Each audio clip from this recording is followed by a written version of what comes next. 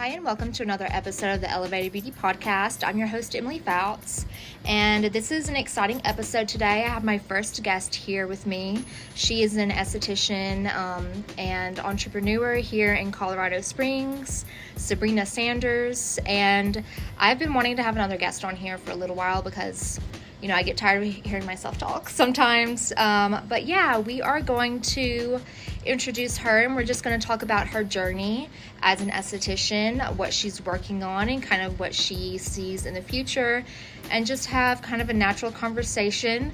So if you guys want to hear another perspective, then just keep on listening.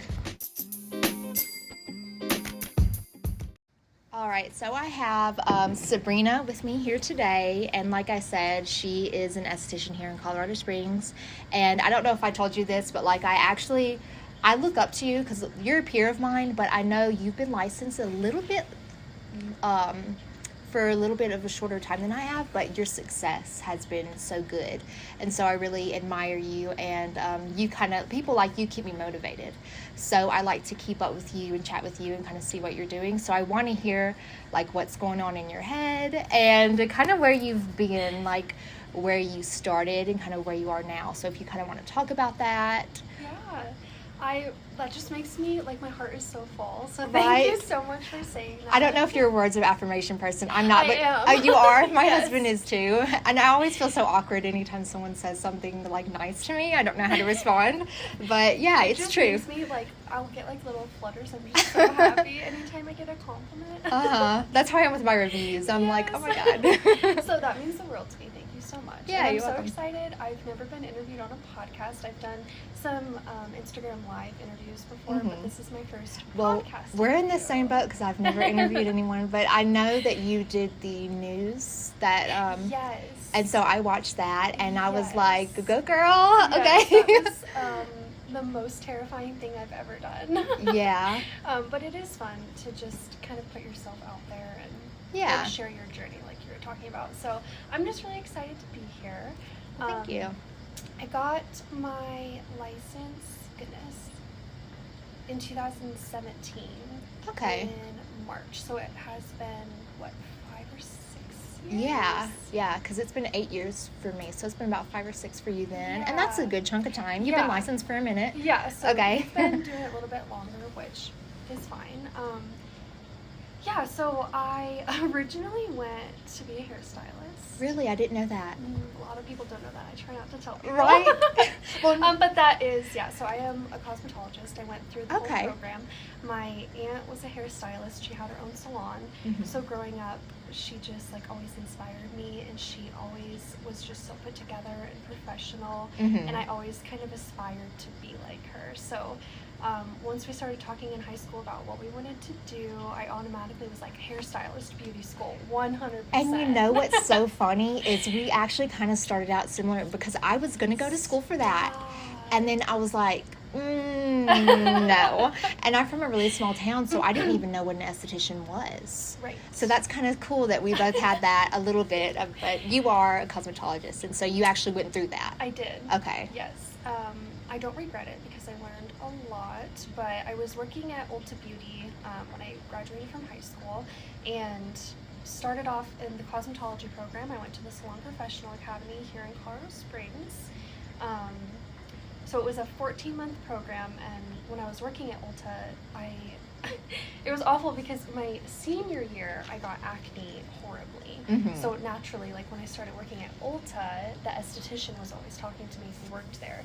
So I didn't know what an esthetician was until then. And Okay. she kind of was guiding me and helping me with products, and she gave me my first facial when I was 18 with Dermalogica, and I felt so pampered that day. Mhm. It was the best day ever. Yeah. And so I was going and seeing her while I was, in school for cosmetology. So we were going through, and then we finally got to the portion of the program where we got to skincare. And it was so different from the hair side of it. Mhm. I fell in love with it from the first day we started doing facials on each other. Mhm. And so I just found that like the clients I was having come in, I didn't really want to do their hair. I wanted to give them facials. Yeah. So everybody kind of made fun of me throughout all of beauty school because I was in the hairstylist Right? Like, program. are you even a hairstylist? Exactly. They're like, you're not going to be a hairstylist. I'm like, yes, I am. This is just, I'm having fun. And like, I was trying to clear my own skin at the time too. So I was just really intrigued by it and drawn to it. And always in the aesthetics room. So I graduated, and that's when I was like, oh my gosh, I don't think I want to do hair. But good thing that you figured that out while you were still in school, though. Yes. Okay. So I got my license, and then I got my first job as an esthetician at the Broadmoor Spa, which is here in Colorado. So they're very well known here. Yes, and that's a good place to start out. Yes. Because I certainly did not start out in a nice place like that at all. It was so intimidating. Okay, yeah. I think I trained for 2 months before they let me start taking clients. So it was a vigorous, like... Yes. Okay. So learned a lot, and it was funny because in the interview, you can be a dual tech there, so they actually offered me a position to continue to do hair, which I accepted. So I did practice hair for just a little bit until it just wasn't what I enjoyed. It wasn't doing. fueling you anymore. Exactly. So I just went to being straight an esthetician there, and that was the only thing that I did. So it was a really great experience. I was there until 2020, and then we shut down for COVID. And in the middle of quarantine, I just was like trying to figure out what I wanted to do, if I wanted to go back when the spa reopened, if it was going to reopen. Like things were so uncertain then. And I started an Instagram to blog about skincare because I was so bored. Right. At the Broadmoor, I mean, we worked like 40 hours a week, so that was my life. Going from that to yes. essentially nothing like it. But you know what's so amazing is I feel like COVID did, which you would almost think the opposite, and it may be the opposite for a lot of people, but it really pushed a lot of people into entrepreneurship. It did. And I think that that's why there's so many people who are short-staffed, to be honest with you, because everybody kind of realized life is short and they wanted to do what they wanted to do. So I agree with you on that. And I think that is awesome, actually. Like, there's always something good that comes out of something bad. Yeah. So. And actually, like, during COVID, I've shared this before that I make my own bath and body products. Yes. And so I was like, oh, I'm going to start an Etsy, and I'm going to start selling my bath and body products. And I was like, no. So that was a venture that I tried to go in, and then I was like, no, this is just a COVID thing.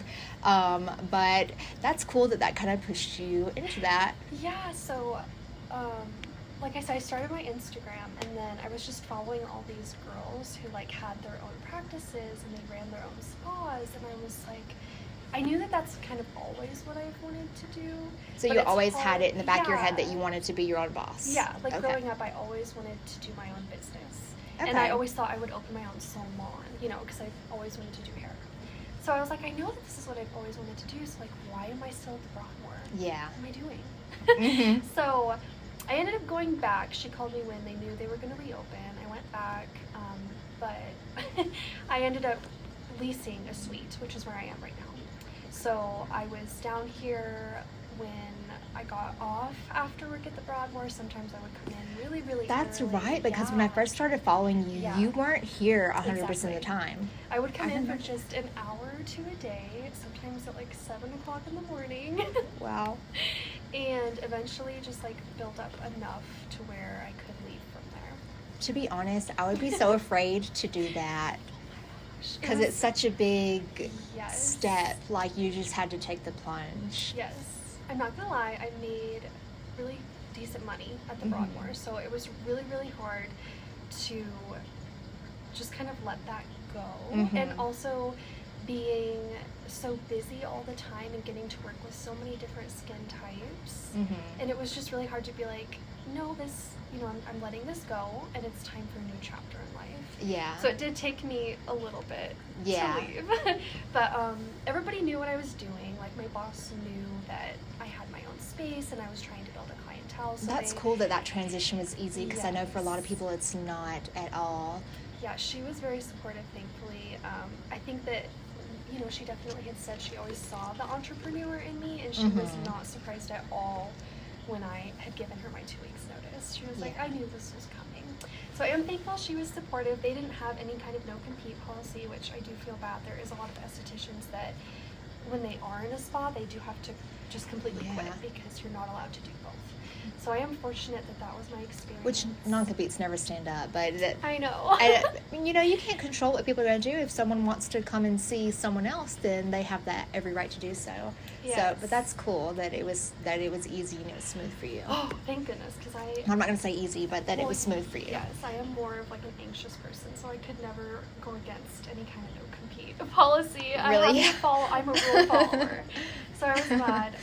And then, eventually I just like got enough clientele to where I could be down here full time, which was absolutely terrifying. Yeah. I was like shaking when I was quitting. I was like, oh my God, I'm not going to have like every 2 weeks a paycheck. Am I sure I can do this? But here we are, and it's been a great journey. I've learned so much, and I've honestly never been happier. I think it's the best decision I've ever made. Like, I feel so much more fulfilled knowing that I'm doing this for myself. And I mean, I did at the Broadmoor. The Broadmoor was great, and I felt so fulfilled being there, but this is just a completely different sense of being fulfilled. I agree, and I'm like, the last place I was working, I was an independent contractor, so I was working within the Another Woman's Suite, Hands of Favor Luxury Beauty, who did eyelash extensions, and I had never had an interest in eyelash extensions. I wasn't familiar with it, so when I started out there, I was, I was running my own show, doing things how I want to do it, but I started out doing skincare and facials, and then that kind of pushed me into learning how to do eyelashes. But that's the first place that I had ever been in a position where I got to call the shots and I got to kind of be my own boss in a sense. And so seeing that side of things really changed it for me and showed me that entrepreneurship is what I want. And unlike you, I didn't always have that mindset of that's what I wanted to do, but the freedom that it allows you is you can't ever go back from that at all. You can't. No, not at all. I don't think I could ever be employed again. No. All right, and so I wanted to ask you, because everyone, we kind of talked about this before, everyone has different things that they like to focus on, that they're passionate about. So I do already know that you are very passionate about skincare, acne specifically. So if you want to talk about what drives you to be so passionate about that, and just all about that. So I'll let you. I never struggled with acne until I turned 18. Okay. And then it was like within a month, I just had a full face of acne. And there was a lot of things that happened in my life at that time that I believe contributed to that. But I have not been able to get rid of it since. So I have to stick to a pretty strict diet and obviously a good skincare regimen. So my personal experiences with acne and experiencing the frustration and the low self-esteem and the very many tears I have cried. And I relate with that. Yes. Acne, oh my God, it's debilitating. And it is. I remember one time I had a client, this is when I first started kind of focusing on acne care with my clients, and I was telling her that she should try to go dairy-free because I did, and it changed my life. And she kind of giggled and was like, oh, it changed your life? And which was kind of rude, you're like, but I'm like, yeah, it literally changed my life because my acne was debilitating and it caused a lot of like mental health issues for me. Absolutely. So I relate with you on that. It's hard, and almost every single one of my clients that comes through, when they come in for the first time, you can just tell they're not taking very great care of themselves because it's almost like you can't. You just feel you want to hide. Yes, and you don't want to go out. You don't want to spend as much time with your friends and your family because you're so embarrassed. And there's just so many, like you said, like the mental health and emotional state that acne causes. And it just breaks my heart to see somebody going through what I went through. Because you know what they're going through, yeah. And a lot of people too, like I did have one client that was on my acne boot camp program, and I know that she was having a gut issue, that she had leaky gut, and that is something that's a little harder it takes a little longer. Absolutely. But she had struggled with it for so long, and she had just started with me, but she decided to go on Accutane because she couldn't see the light at the end of the tunnel. I've had So she's currently on Accutane right now, and she's having some side effects from it and stuff. I haven't caught up with her for a little while, but yeah, I know a lot of people get in that headspace where they're like, they don't know what to do. They're at the end of their rope, and a lot of people do lose hope, and that it can get better, that they don't have to deal with it. So I think that's a great thing to focus on in aesthetics, to help people see that you don't have to live with that. Yes, that is, I think, my biggest passion. Obviously, that's what brought me into the industry of skincare, is because I was trying to figure out my own skin. So it's a very soft spot in my heart, and I just want to help people. I love helping people. That makes me feel so fulfilled. So. And I think you have to be successful in this industry. Too. And I've talked about this with someone before, like, before I even started aesthetics, I knew I wanted to be in a career where I was helping people. So I was either going to do social work, I was going to be a labor and delivery nurse, like all these different, so that's cool that you like to help people, and because I kind of have the same ideals with it. I definitely think you have to if you're going to be in the industry. And be successful. Yes, for sure. So I'm focusing on acne right now. It's been just a little over a month since I've gotten acne certified. So I went through the Face Reality program, which I'm not going to lie, I was really hesitant on, because any acne lines in the past that I have tried, they make me so dry. Yes. I think I did a podcast on that before. It's like so much acne care is just like dry you out. But that's not Face Reality's approach, is it? So Face Reality, they have a whole range of products, but they're all created for acne skin. So they really break it down to not only your skin type, but also your acne type. Nice. So I think the line is, hands down, completely different than any other acne line. Because they don't generalize acne. Exactly. Okay. Yes. So there's any kind of active acid you can think of that you can, any AHAs or BHAs you can put your clients on, and I appreciate that so much. And they have all the different moisturizers and cleansers and things too. So I have seen a lot of people go through the program that I'm, like following on Instagram and kind of know them personally, and just seeing how it's changed their business. So I've actually gone and looked into this multiple times over the past 2 years. Really? And it's my biggest regret that I haven't done this Right. sooner. And since seeing your journey of doing that, that's kind of, I'm definitely going to do that. Oh, it's so worth the investment, hands down. So I have what's called the Acne Glow Up program. They call it the Acne Bootcamp program, so that's, what you'll kind of see from a lot of different estheticians. But I just wanted to kind of set myself out a little bit, so I call it the Acne Glow Up program. But it's 3 to 6 months guaranteed clear skin with a 95% success rate, which is super cool, because like you were talking about that light at the end of the tunnel, they're just like using their products and they don't really know. That gives them an expectation, a Yes. timeline where they can expect results. And I think that's perfect to set expectations for people. Yes, absolutely. So when they come in, I'm like, this is what I think. It might take a little bit longer, but I'm guessing that in 4 months we're going to have you clear. So people love to hear that, and there's a whole handout that they get about their diet and what supplements they should be taking and what supplements they should avoid and what birth control they need to really consider being on if they are on birth control, and then ones that they should avoid. And it's a really in-depth program, and I wish that I would have had somebody to put myself through this program when I was struggling. Yeah. Because it would have been so much easier to clear up my skin. Right, but you're doing it on yourself now, and just within that short time, you've seen great results. Yes, so, I was using SkinScript prior. That was the line I was using on all my clients and myself, which... And you still use it, right? There's still a couple products that are just my staple. Right. Oh, they're enzymes. I can't live without. Yeah. So I still love SkinScript, but 90% of the products I am using currently are from Face Reality. Okay. And I've seen a huge difference. So you use it even on people that aren't necessarily having problems with acne specifically? It's generalized, or? It does depend. Like in the treatment room, they do have some enzymes and masks that are amazing. They're cleansers. I love. So I'm kind of like cherry picking from different lines right now. Obviously, if an acne client is coming in, we're only going to be using Face Reality. Very rarely will I pick something from another line to put them on, only if they really need something extra.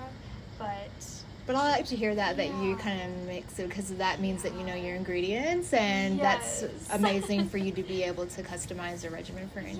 anybody. So, Yes. and I like to mix my lines too. I definitely don't, just put someone on one, or just carry one line for everybody. Yes, So I have a little bit of image right now that I'm just like obsessed with. Their new vitamin C from the MD line. I haven't used them in forever, but I love their lip It's so good. stuff. I love their lip stuff. Anyway, so I like to cherry pick.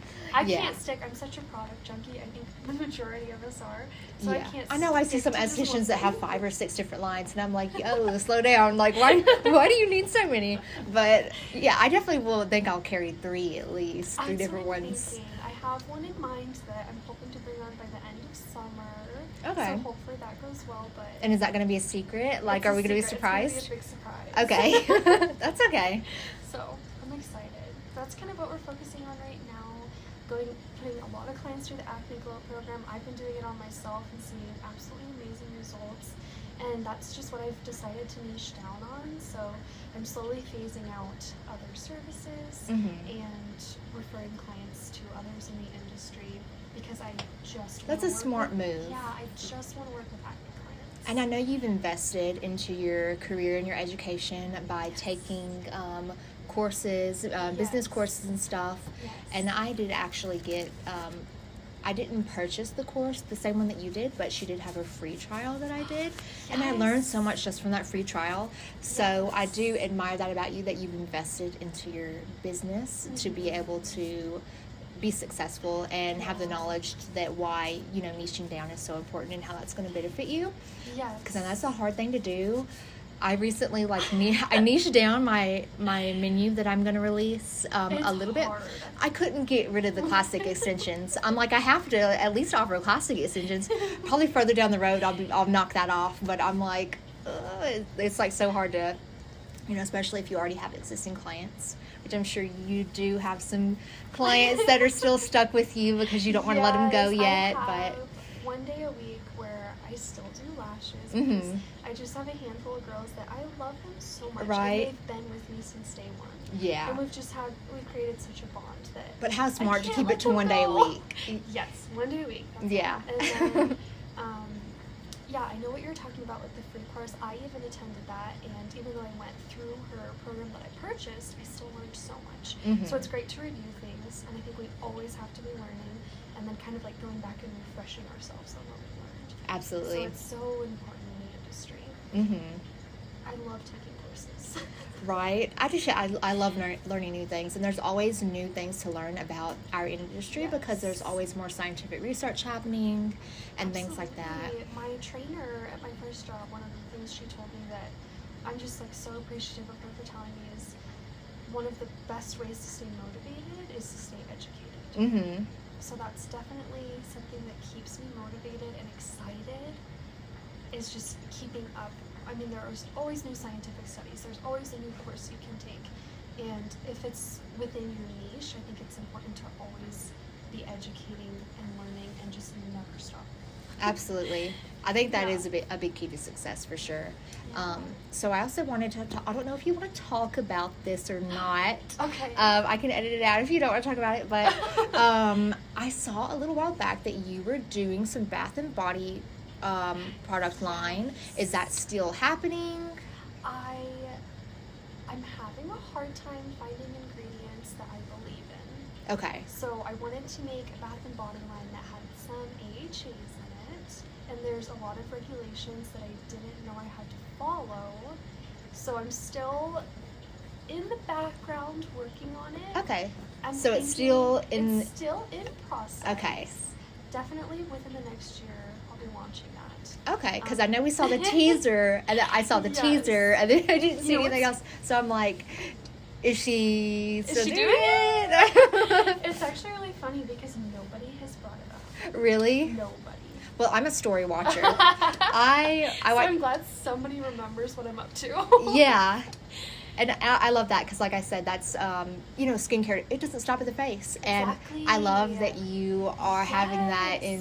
in your business. There is so many people who just literally like stop at the neck Right. And especially in the state, such a dry climate that we're in, it's so important to take care of. I mean, your whole skin needs love.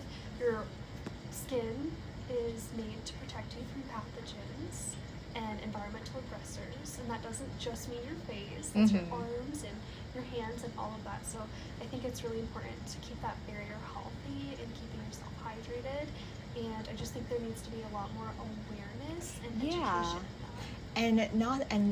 That's a big thing with me, is that self-care for me is taking care of my body, and that translates into taking care of my mental health, because I'm nurturing myself.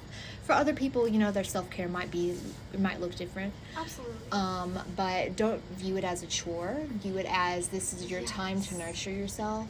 Exactly. And so kind of moving people into that mindset, I think, makes them appreciate their body more and be more willing to do those things. Absolutely. But I agree, this climate that we're in, and I'm moving to Arizona, which is a similar climate, a little bit more hot, and a little bit more dry.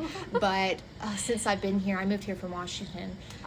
So it's been a big change. The water here is so hard, and the wind is dry. My hands crack. Yes. And not to mention, we're in the higher altitude. So a lot of the times we're dehydrated, and that really affects your mental health. And I don't think a lot of people, maybe more people know that than I think do, but most of the time when I bring that up to my clients, make sure you are staying hydrated, not just for your skin, for your mental health and your well-being. And they're like, wow. Yeah. It's not something that people, because we're in this industry, so we're kind of almost forced to think about that. Someone that's in a different industry, they're not exposed to that a lot, so it's not like present in their mind. So, and even my husband, we've been together for 10 years. And a whole decade. Right? Oh, I feel old. No, we've been together since we were 17. Sweet. Yeah, that's so sweet. But, just in the past year or two, I've started to rub off on him, and he's started to take care of himself. So he right? So he has a skincare regimen now, and he's educated that he needs to put SPF on and stuff like that. So there's hope for my fiance, right? Even though he's I cannot get through to him. You will. It'll happen. It might take some time. Like I said, it took 8 years for me. It's been a while. But he'll see you doing it, and he's like, oh, maybe that is going to be good for me. So it gives me hope. I'm so glad he's taking care of himself. That's another thing, is men they just look at it as a girly, feminine thing to do, and I'm like, no, you need to take care of yourself. I don't know if you saw, that's something I put in my stories the other day. I did. I was like, how do we... Yes, and even Glymed is a line that I love, but I noticed they do have a couple products that are specifically for men. Yes. And so I'm like, is that a thing where it makes it seem more masculine so that they will be more enticed to use it? But, that I think that's obviously, it's a societal thing that all this self-care in terms of your body is for women. But I think that's shifting. I hope it is shifting. I totally have to go off topic. When I did work at the spa, we had a line in a treatment room specifically for men's facials. Really? So there was a specific men's protocol. Facial. Yes. And the room was more masculine. There was different scents that we used. The linen was different. It was interesting. It was really intriguing. And the product line was called ON4, which is pretty, they use a lot of products from plants, and I wouldn't say it's necessarily organic and clean beauty, but it is more on the natural side. And I loved it. There was even a couple of products like their eye cream that I would use, because they educated us by saying that men's skin is 20% thicker than women's, so they need to be using products that are more concentrated. And the packaging, of course, was very neutral colors. Right. And they really catered it to men. The way that you hold it is very much so in mind for how men kind of slap are it into rougher their with hands, things. And so I mean, that is an interesting way to think about it, though. Men would buy it they wouldn't even hesitate when you would tell them that. So I go back and forth on if it's useful. I don't think that there needs to be a line specifically for men. Ingredients wise. Right. I think. Because that's what I was thinking. Yes. I think. Why should they have different ingredients? Yes. I don't. none of those ingredients were different. They were just more concentrated. Mm-hmm. So it's like something that I would like to do more homework on. And I also, off topic of everything we're talking about, but all of that is so intriguing. You should look into the line. They have a website, and it's really interesting. I'm going to write that down. What is it called? OM4. I dropped my pen. That's the OM4. It's the abbreviation. I can't remember what it's. I'll find it, surely. I think it's like organic men, organic for men. Or something. But yeah, it is very intriguing. And I did find when I bought that for my fiance, he used it more than things I've gotten home for him. So it's something maybe we could do another episode on. Yeah, for sure. And I need to get some studies. I'm gonna get a couple guys and be like, would you it's really be more inclined to use this or this? Yes, but they do just need to know that skincare is not a feminine. It's gender inclusive. Yes. And that's a conversation I see. I don't know if you're a part of the esthetician platforms on Facebook, like the different groups. I'm only a part of like one or two.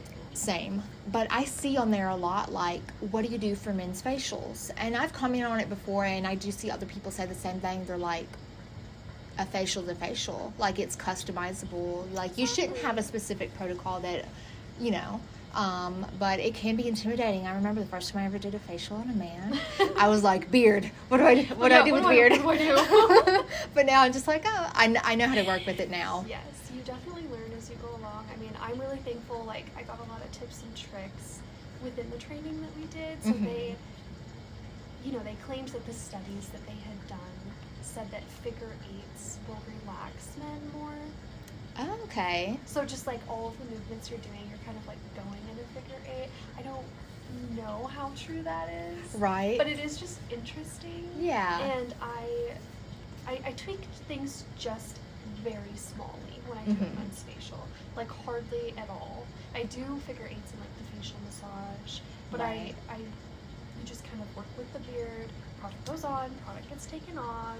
And I don't think that there needs to be this whole completely separate protocol. I'm glad that we're kind of similar mindset about that, but that's an interesting perspective to know about that. Mm-hmm, for sure. So I don't even know how we got talking about weird stuff, but like we were talking about your body line. It's so off topic. I'm so sorry. No, that's the beauty of just having like an organic conversation is you don't have to like, you know, it's more natural. But we were talking about like what you're currently focused on. So you were focused on the acne, and then I asked you about the body line. Is there anything else that you are putting your focus into, or that you're, or is it mostly just your like acne rehabilitation is your main focus? That's my main focus. Okay. 100%. I'm trying to like build my social media platform into just an educational resource so that when people find it, they're like, oh, finally. Like, absolutely. Somebody can tell me what I need to know to help my acne. Because there's so much misinformation out there. There is. I think it's really disheartening. It is. That people take advantage of. Not only businesses, but like a lot of people who just are not professionals. But, you know, something worked for them, and so they share this, and it goes viral, and everyone's like, well, I need to use this Aztec mug mask, and it's going to fix all my life's problems. Exactly. So I really just want to take my social media and, like, break all of that down, and I really talk about on there, like, just because something worked for your cousin doesn't mean you need to be using it. Everybody is different. Your skin is completely different. You need different products. You need a customized regimen, and that's why estheticians are so helpful. Yeah. So I'm trying to bring on a virtual acne program so that I can help people outside of my treatment room and outside of the state. And that's such a smart thing to do.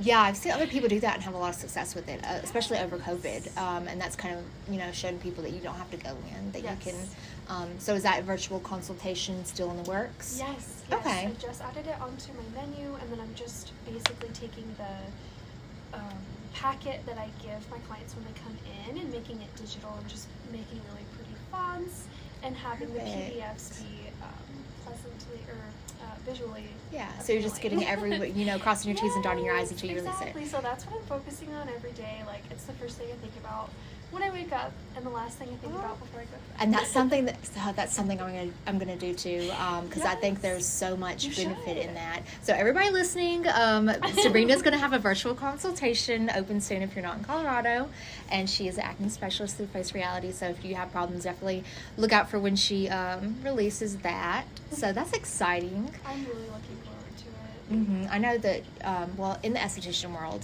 there's estheticians that are a little more that are famous in the industry. So I know the Dallas esthetician, the Freckle esthetician. Oh my gosh! They're both on Dermoscope, and they have virtual consultations, and they're so successful with it. So I see a lot her with that for you. Shout out to the Dallas esthetician. Right? She's like I love her so much. Well, she's so authentic. I know. And that's what I love. I try to be authentic too. It can kind of, because you're like, oh, are people gonna be annoyed with this? Yes. Is this gonna turn them off? But you know what? If someone doesn't like who you are and what you're saying, then that's okay. Exactly. It's okay. You don't have to. Everybody's not gonna like you. That's why I always say there's room enough for all of us to succeed. Yes. Because we all have so many different traits that we can give to our clients, and we click with certain people better than others. And there's nothing wrong with that. It's just like we all have so many different personalities. So, you find your person. Absolutely. And that's I saw the Bosses in Beauty. That's Rhea, right? She's Bosses in Beauty. She shared something the other day, and she was like, "This is the beauty industry is like a $1 trillion industry, and there's this many billion people in the world, so there is room enough for every one of us to be successful." Yes. And I love that because when I first stepped into this world, it was different. In 2014, it was more competitive, I guess, than accepting, and just society changing. Everyone is a little bit more open to sharing knowledge and connecting with each other, and sharing that in a positive. I can't speak for everybody. Not everybody's a positive and kind person, but some people want to gatekeep, and some people want to have a superiority complex. But I like that we can connect with these different people. And I'm glad that I found you. I don't even know how I found. How did I find you? I'm pretty sure Instagram. I think I found you, and then I messaged you. I don't even remember. I would have to look back on our history. We followed each other on Instagram for a while, and then I think we just kind of started commenting on, or like reacting to each other's stories. That's what I remember. Yeah. But I'm really glad that I found you. Thank you, Instagram. Right? Okay, so next I want to talk about maybe what you see in the future of your business. I know with success there's always continual growth. Yes. And that's something that I struggle with because, again, we've talked about the Bosses in Beauty course, and she's always talking about growth, and that's intimidating for me because I don't want to grow outside my comfort zone. I just want to be me, myself, and I. So do you see any growth in Sabrena Co in that term? My 5-year plan. Oh, so you have a 5-year plan? You're better than I am. I have a 1-year plan. I think about it so often.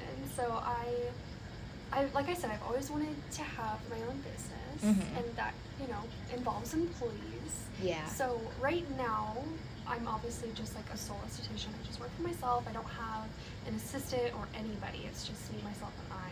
So I wear all the hats, and I really miss going into work and just having that sense of community. Same. And you have somebody to rely on to bounce ideas back and forth. Yeah, to feed off of each other. If you have a question, it's so nice to ask them. Or even if God forbid you're sick one day, you have somebody who can at least maybe help you with and your I guess schedule. That is a good way to think of it, because the way that I think of it is more of a negative way. I think of it as someone that will let me down, someone that I am relying on that will fail me. Right. So that's the scary part for me. It is scary, and I have seen personal friends and even my family members who have hired on employees, and it has not ended well, but there is more pros than there is cons. And Rhea actually talked about this in Bosses in Beauty, and how selecting like the proper people to hire and what Yeah. qualities you need to be looking in for.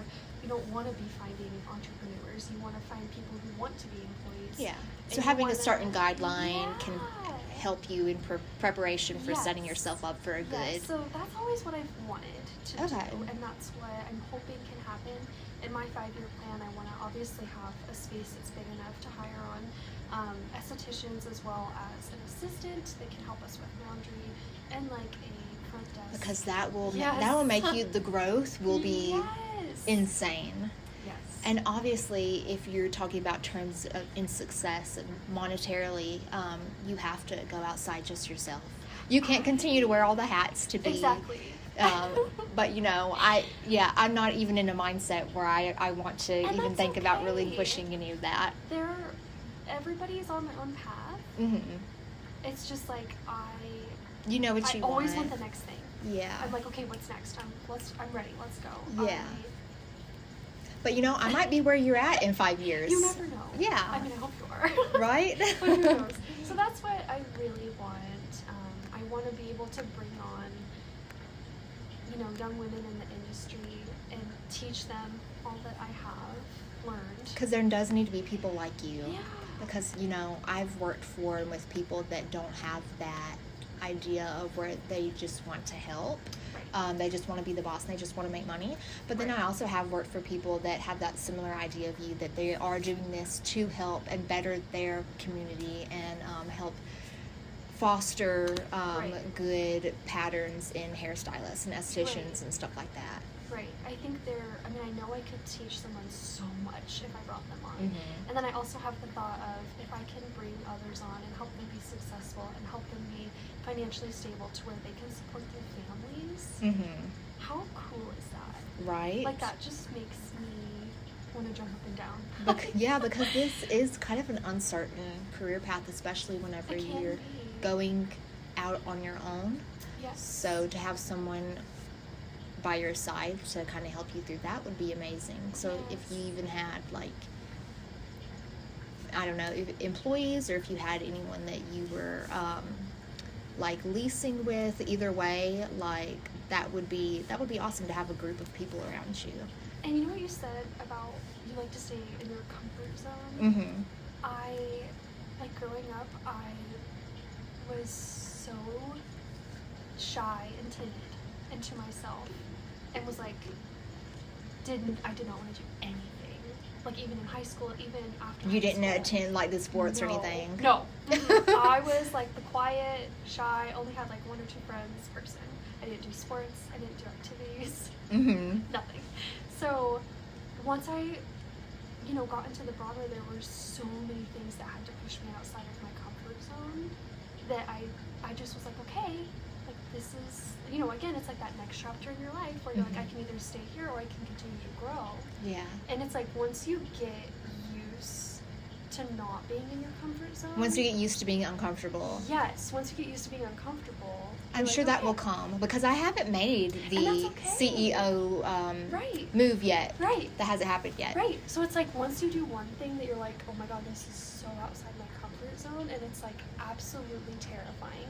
But you do the thing and you pull the trigger. And you see that you can do it. And you see you can do it. You get this confidence. You're oh my god, I'm capable of so much more than I ever thought I was Right. capable of. Because I honestly never even thought that I would be on this journey of See? wanting and in the progress of doing my own business. I always thought that I would be working for someone else. Oh, I can't wait to see everything that you do. Right? It's so successful. Oh, I've always been so OCD, and I've always had ideas. Anywhere I've ever worked, I've always moved into an assistant managerial position. Sure. Because I always have ideas. I'm oh, what if we implemented this? And they're oh, okay. And then, finally that clicked, and I'm I have all these ideas. I have so many things that I want to do my way. It only makes sense to not be working for someone else's, business. So. And you're so educated. And Thank you've you. been in the industry for so long.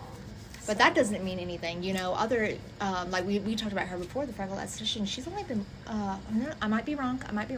I think she was a cosmetologist before. But anyways, I know that she hasn't been licensed for a super long time.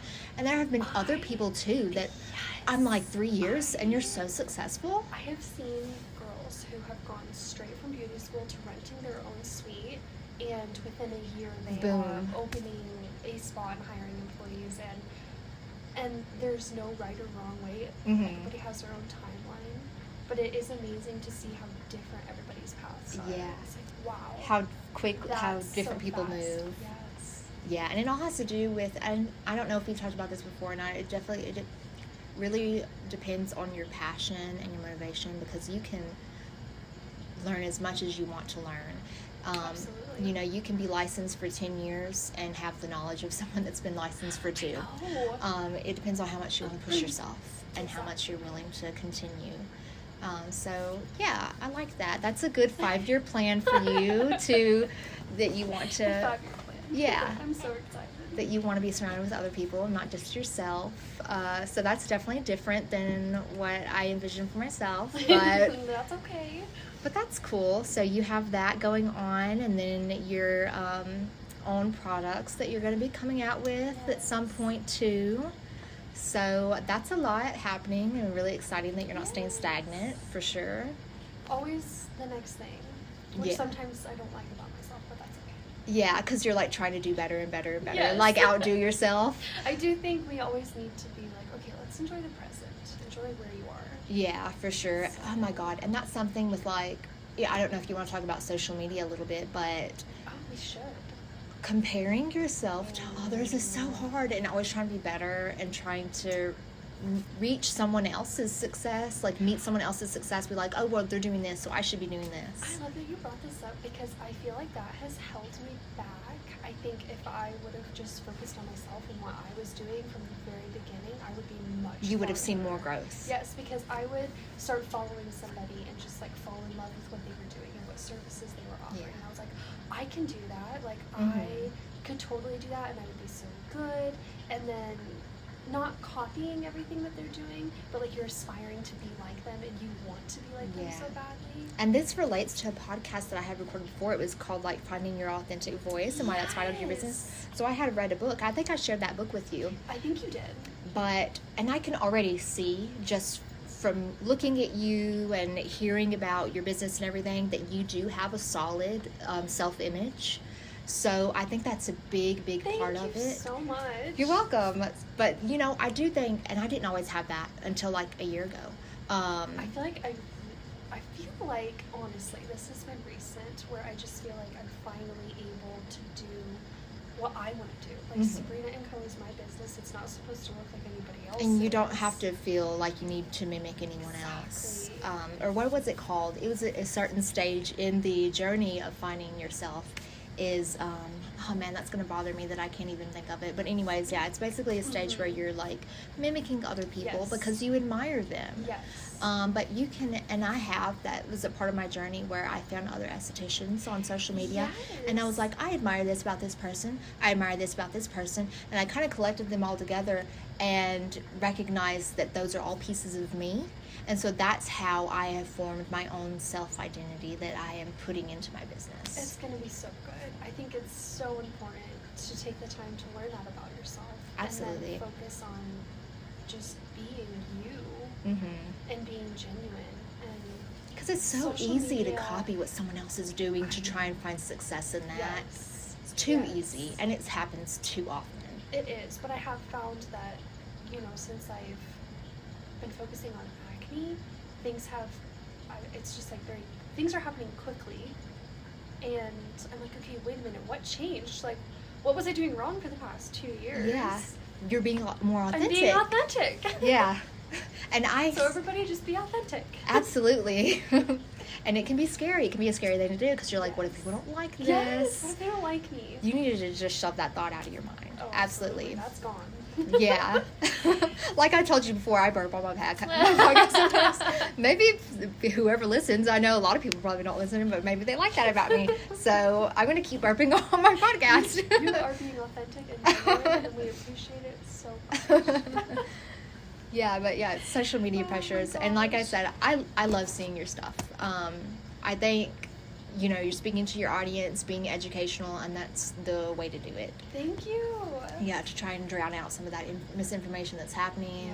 Yes. And, just give your followers real stuff that they can rely on. And I think that's important, is to not gatekeep stuff, because you want to help, you want to help your followers. So I like that. And I'm kind of trying to do the same thing a little bit, but I'm taking a little bit of a hiatus because I'm not really doing anything. I'm in a weird transition right now, but I go through weird roller coaster, I call it the roller coaster phase, where I post every day, twice a day, super consistent, and then I just kind of stop posting. And then it goes back up and back down. But I have found when you're like enjoying it more, it's so much easier. But I also don't think there's anything wrong with like taking that downslide, especially if you are in the middle of any kind of transition. I don't think there's anything wrong with that. Yeah, no. And I've seen a lot of people that I follow too that so I think we kind of talked about her.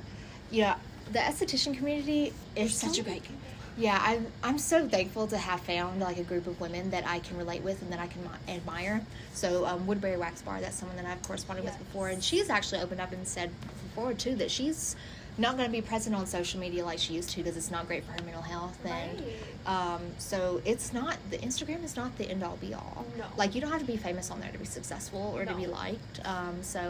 And then another esthetician in Colorado Springs, the hairless hippie, Shannon. I don't know if you know her. I do know her. She recently also shared that she was struggling with it. So I just want to let people know to take a break, because I've definitely been obsessive over my social medias, and it has not helped me. It's actually hindered me. Social media is everything. It's definitely important, and it's a lifeline for us, but it can be an obsession. It can. For sure. But I like what you're doing with yours. So. I know, we have to keep it healthy, though, 100%. And I started to set a time limit on mine. Me too. And then I'm trying, this is a hard habit to break, but I'm trying to, on my days off, not be on social media. Disconnect. Like, not making posts. Not corresponding with clients after your hours are closed. Yes, and I do feel like that has made it a lot better. But then it's also hard when I'm like, I could be making this right now. I have a great reel idea, and I have to do it now. Get in your notes app and write stuff down so you won't forget. On and then doing it, so when you're in your creative space, you can refer to that. Exactly. That's really smart. 7 days a week is too much, so I definitely feel like, and it could even be 1 day a week. It doesn't have to be 2 days off, but 1 day where you just don't open the app. Don't open it, and do like a no phone day or no social media day or whatever that means for you. It's different for every person, but I do find that helps me a lot, to where I'm not like, I'm not posting as much as I should be, I'm not doing what so and so is doing like how I want to do. And so it helps to set yourself away from it just a little bit. And I think it's important. Twice a week. And I think it's important to share with your followers that you are doing that. Yes. Because like I said, I saw that from Shannon, I saw that from Woodbury Wax Bar. And so they don't think you're just... Yeah, and so when I saw that from them, I'm like, they're struggling with this too, and they're not alone. Yeah, they're making this healthy decision to create a little bit of a distance, and so that's normal, and I should do the same thing, and it's okay to do that. It is. So transparency is such a valuable asset to have with your followers and your clients, I think, because we're more relatable when you're telling them the honest truth of like what's going on and what you're dealing with. I like what you're saying about just like letting your followers or your clients, whoever it is who's watching you on social media, know, hey, I'm not going to be active over my weekend. Yeah. I'm taking family time. I'm taking self-care time. That's not something... So they won't think you're ignoring them? Right. I don't think I've ever shared that I can remember. So yeah. I really appreciate that you said that. Yeah. That's great.